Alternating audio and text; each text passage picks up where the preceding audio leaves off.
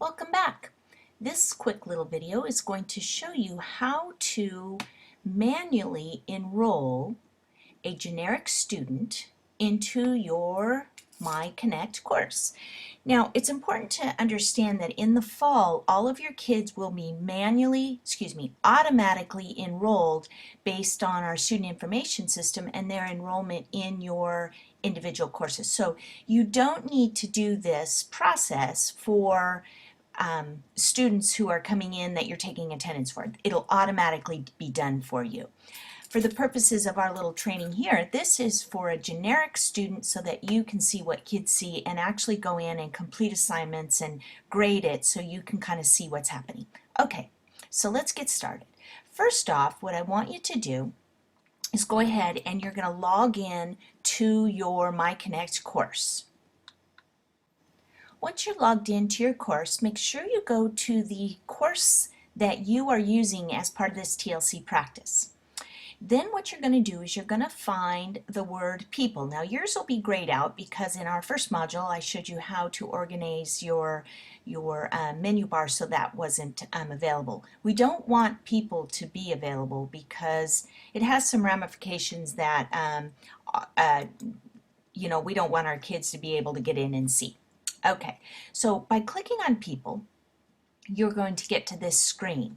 And at this point, I can then go ahead and I can invite people to join my course. So if you wanted to invite another teacher, or if you had, some other reason, in our case, our generic student. So I have my generic student account, which was, I made mine Campo Generic at gmail.com only because I'd already used Campo Student someplace else. I want that student or that particular user to be a student, and I want them to be enrolled in my TLC practice course. So then I click Next, and it will come up and it will validate that it's ready to use, and then you're going to click Add User, and what that does is that then sends an email to that particular user at their email address that you put in, and then you click Done. Now, to finalize the process, you'll notice that it says pending here. That's because we now have to go to that Gmail account that we made, and you'll notice I have a tab opened up here at the top where I've already logged into that account. I'm going to go to Gmail, and at this point it will come up and my invite, course invite, will be here. So I'm going to go ahead and click on that course invite, and then you'll notice here at the very bottom it says click here to get started, because we need to register with Canvas. We need to create a user because this is a generic one. They won't be in our normal PUSD databases. So I'm going to go ahead, click here to get started, and what it'll do is it'll ask me, this invitation was sent to my generic account. Would you like to add the email address to your current account? My current account, because I'm logged in already, I'm going to say no, because I don't want it logged in as J Campo, which is who I logged in as.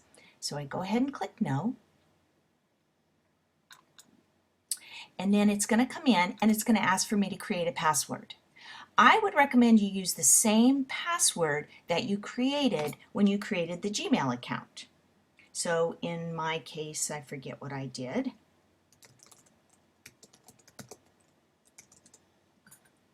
And now I have to agree to it, and I register. That then enrolls this account into the TLC site, and I can see everything only as a student.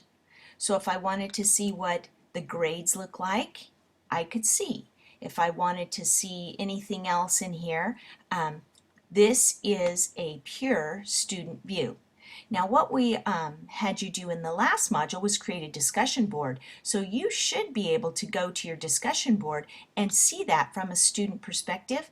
And I encourage you to go ahead and go to the discussion This one I probably don't have one. So go to the discussion and make a post by your generic student so that you can see what it looks like. Okay? Try that, and when you're done, go ahead and log out, and then you can go back to your original TLC site, and I'm going to hit the refresh, and hopefully it'll keep me logged in. Oh, it didn't. So no worries. I'm going to go ahead and log back in again. And I can then, by going into that,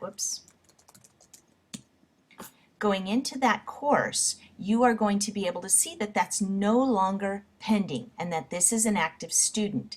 And so at this point, I can do a lot of things.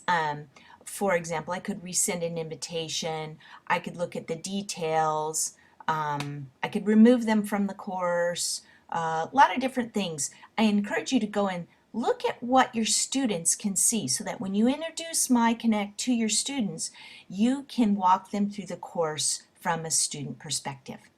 Okay, I look forward to seeing you in the next quick video tutorial.